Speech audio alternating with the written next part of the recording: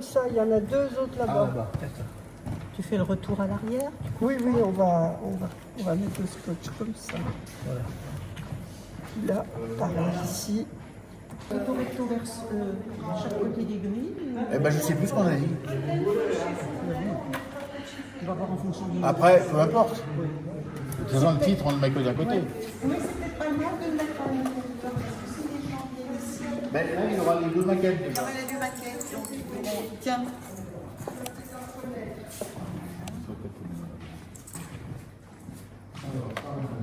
Non, je n'accrocherai pas là. Oui. Et sachant, Denise... Oui. Parce que... Non, encore que c'est que des photos, donc il n'y a pas de texte. Oui. Alors, il y a peut-être un sens, Alors, un 1, ordre, 2, je veux dire. 3, 4, 5, 6, 7, 8, 9, 10, 11, 12, 13, 14, ça devrait tenir. Sur D'accord. un seul côté, je veux dire. Oui. Par contre, après, il faut choisir dans quel la ordre position.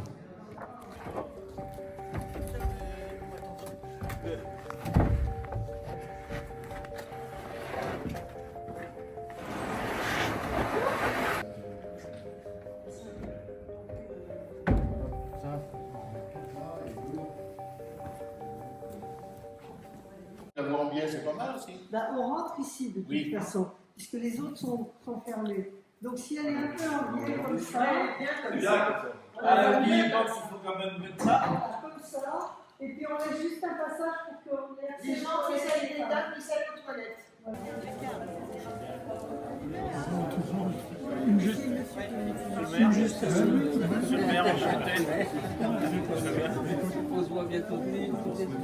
Bonjour. Petit café d'accueil avant l'ouverture de l'exposition au public. Au nom de Vona Patrimoine, je vous remercie d'avoir répondu à notre invitation à ce café d'accueil avant l'ouverture au public sur cette exposition pour les 100 ans du charronnage à la carrosserie industrielle. Des remerciements très sincères aux personnes et aux entreprises qui nous ont fait fournir à divers titres pour réaliser ce projet sur lequel le groupe de Vona Patrimoine travaille depuis 18 mois. Je veux citer Alain Joubord, maire de Vona, son adjointe Françoise Bertou qui arrivera un petit peu plus tard, Christophe Greffel pour la communauté de communes, Gaël et Patrice Rollin pour VMS, la famille Ronjon, Lucie Lessieux pour les établissements Lambray, la famille de Bernard Fournet pour le prêt de pas mal de documents, Franck Lambray, Marlène Atty et le Crédit Agricole. Mais au-delà de ces remerciements, nos remerciements les plus chaleureux s'adressent aux témoins.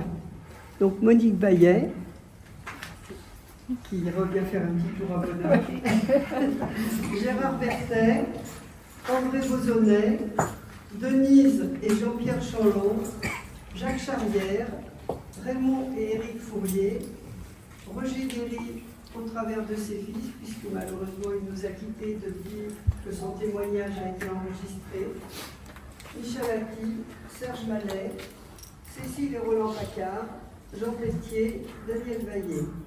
Tous ont accepté de se plonger dans le passé et de nous livrer leurs souvenirs. Des extraits de leurs témoignages précis, souvent empreints de nostalgie, mais aussi quelquefois cocasses, ont fait l'objet d'un film de 50 minutes environ qui passera au rythme d'une diffusion chaque heure. Les horaires sont affichés à la porte et une salle est spécialement dédiée à la diffusion de ce film pour que vous soyez tranquille pour le voir et l'entendre. L'intégralité des témoignages n'a pu être présentée. Nous aurions dû produire un film d'au moins 15 heures. Mais chacun a reçu l'enregistrement de son propre témoignage. Je n'oublie pas Jean-Philippe Ballet, qui met toutes ses compétences à la réalisation de nos productions audiovisuelles. Il est évident que, sans le concours de toutes ces personnes citées, témoins, entreprises, structures municipales et communautaires, il nous aurait été difficile de mener ce projet à bien, sans oublier évidemment les bénévoles de l'association qui ont apporté leur concours et que je n'oublie pas dans mes remerciements. Je passe maintenant la parole à Alain, coprésident. Est-ce que j'ai besoin du micro? C'est le meilleur moyen d'éviter qu'il tombe en panne en cours de discours.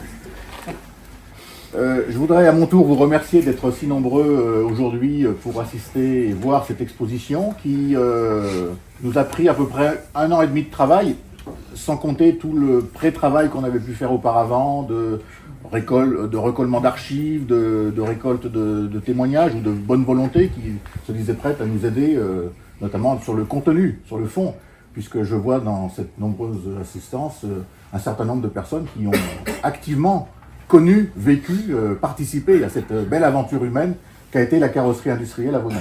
Mais on y reviendra. Je voudrais attirer votre attention sur quelques pièces remarquables de l'exposition. Tout d'abord la frise, une frise chronologique que nous avons bâtie pour détailler, expliquer comment est née, comment s'est développée et comment parfois, pour certaines entreprises, est morte cette activité qui a marqué fortement la vie de Vaunay et des Vaunassiens pendant plus de 30 ans et qui continue à le faire à travers notamment les deux sociétés qui existent encore, qui sont Atti à Vaunay et Lambray à Saint-Cyr. Donc cette frise, elle décrit 100 ans de vie de ces entreprises et comme cette vie est très riche, 100 ans c'est long, mais surtout la vie de ces entreprises était très riche, la frise fait pas moins de 8 mètres de long. Et donc nous l'avons conçue de façon à ce qu'elle puisse être réutilisable d'autres fois, parce que c'est vraiment une pièce de notre patrimoine industriel, qui décrit notre patrimoine industriel à Vaunay. La deuxième pièce remarquable, me semble-t-il, ce sont les 2 véhicules que vous avez pu voir peut-être succinctement à l'entrée. Un tube HY de boucher et un véhicule moderne, tout électrique. Non seulement le fonctionnement de la partie frigo, mais également le moteur. Donc il nous a semblé vraiment très intéressant de vous montrer ce bond technologique en 60 ans, entre le vieux tube que les plus anciens ont connu dans les tournées ou dans les livraisons, et puis pour la même fonction en fait. Donc les livraisons de viande, eh bien, elles se font avec 2 véhicules complètement différents, mais qui finalement servent à la même chose. Mais on voit effectivement le progrès est passé par là. Et puis, dernière pièce sur laquelle je voudrais attirer votre attention, c'est le film qu'a évoqué... alors, vous avez 2 films, un qui passera en boucle dans la partie qui se trouve près de l'entrée de la salle et qui décrit les métiers de la carrosserie. C'est un film publicitaire réalisé à l'époque pour les professionnels de la carrosserie, pour montrer aux jeunes gens comment on pratiquait le métier, quels étaient ses atouts, ses avantages et le plaisir qu'on pouvait avoir à taper sur la tôle, puisqu'à l'époque, il y avait encore peu de machines et on travaillait beaucoup à la main. Mais surtout, le film qu'a évoqué Christiane, c'est le film que vous pourrez voir dans la grande salle, enfin dans la petite salle, mais une grande salle qui est dédiée, qui est transformée en salle de cinéma, si on peut dire, dans laquelle toutes les heures passera le film de 48 minutes. Comme elle l'a dit, ça a nécessité 25 heures d'enregistrement. Le montage a abouti à 48 minutes, donc il y a forcément des raccourcis, mais c'est un bon résumé, je trouve, une bonne synthèse de cette aventure, je cite encore une fois, humaine, qu'ont vécu les Vaunassiens et les habitants des communes alentours, on va dire à partir de 55 jusqu'à aujourd'hui, puisque vous l'avez vu à travers certaines expositions de Lambray, l'aventure continue encore, sous une autre forme, avec d'autres productions, d'autres matériels.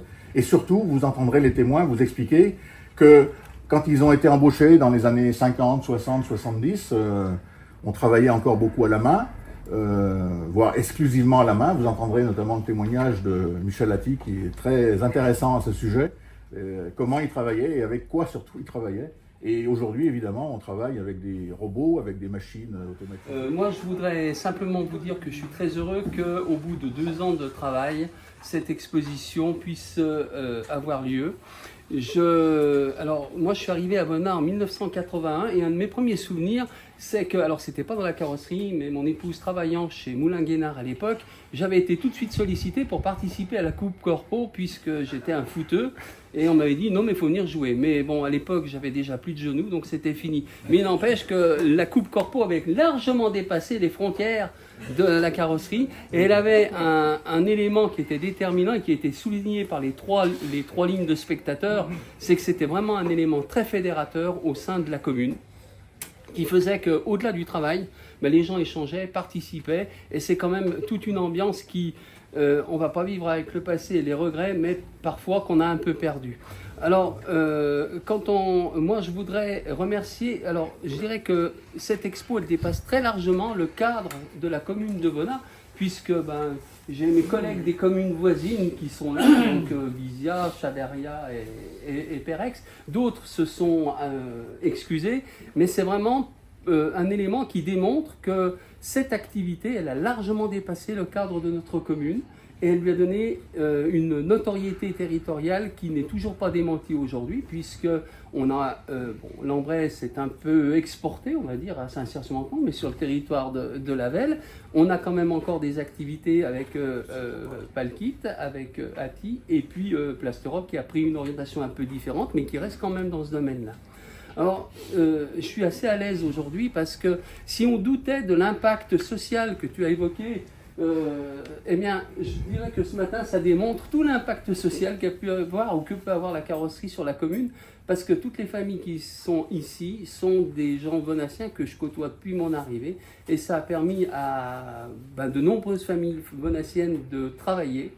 Ça a contribué au contexte de développement de notre commune aujourd'hui et l'impact reste très fort. Je terminerai en vous remerciant tous pour votre présence, mais en saluant tout particulièrement le travail de l'association Venat Patrimoine sur ce sujet, parce que vous nous avez remercié, mais je crois qu'effectivement, quand vous voyez la qualité de l'exposition, quand vous imaginez comment retirer 48 minutes d'une interview qui dure combien 25 heures. Donc je vous laisse imaginer le temps qu'il a fallu consacrer bénévolement pour arriver à ce résultat. Donc oui, et faire des arbitrages. Donc je remercie aussi mes collègues du conseil municipal qui avaient bien conscience de cette importance, j'allais dire, ou de l'intérêt de cette exposition et qui sont venus vous accompagner et partager ce moment-là avec moi, parce que c'est toujours une équipe qui permet d'avancer. Nous, on est ravis d'être un soutien. Je crois que Venat Patrimoine, au fil des années, apporte très régulièrement une animation qui fait que le passé est préservé et on peut le transmettre aux générations futures. Mais le passé, c'est ce qui nous permet aujourd'hui de faire un constat de notre présent. Et puis, je ne sais pas si on peut dire ça, mais de pouvoir anticiper sur l'avenir. Je vous remercie.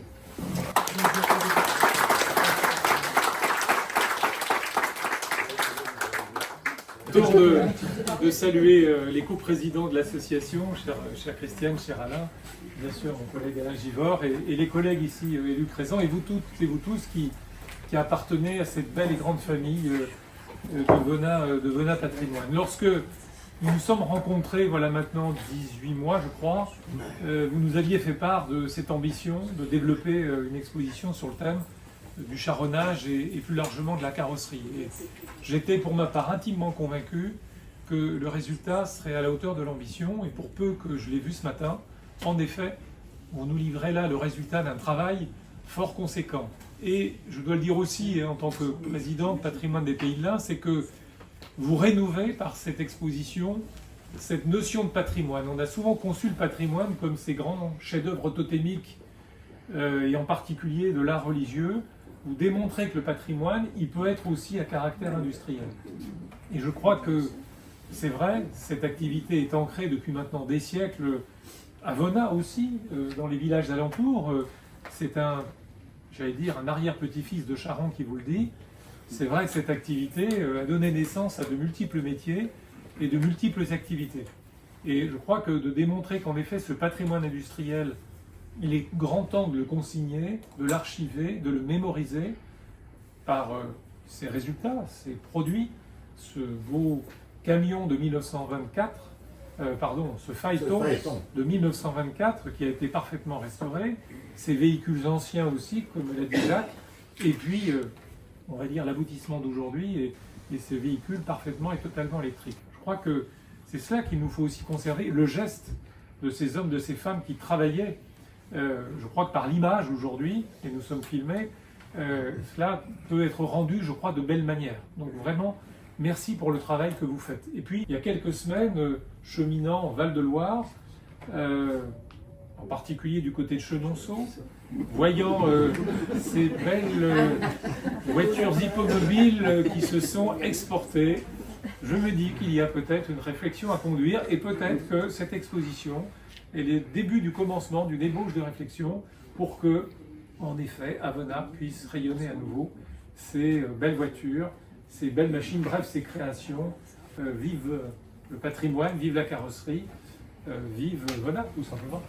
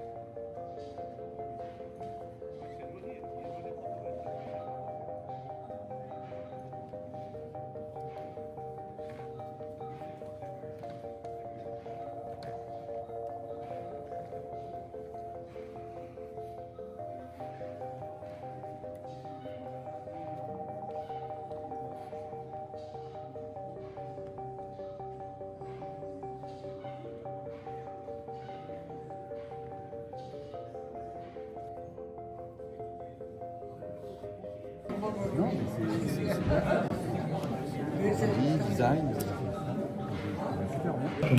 Blanc. Ouais. Et puis ça, c'est le portugais du montage, qui est Robin, bien sûr. José, je sais pas quoi. Et ça, c'est Piguet, mon chef de production, celui qui s'est fendu.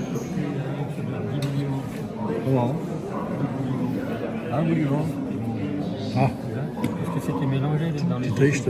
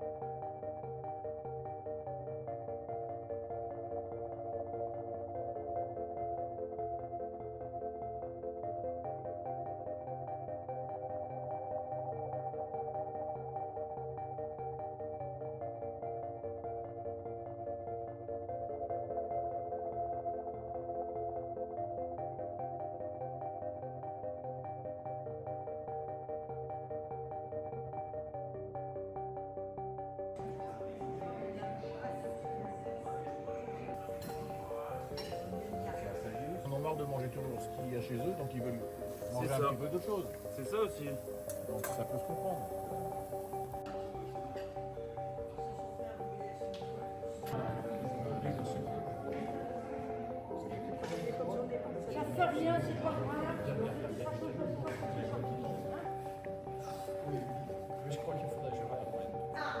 Voilà, c'est la fin. C'est le clap de fin, hein. Clap de fin.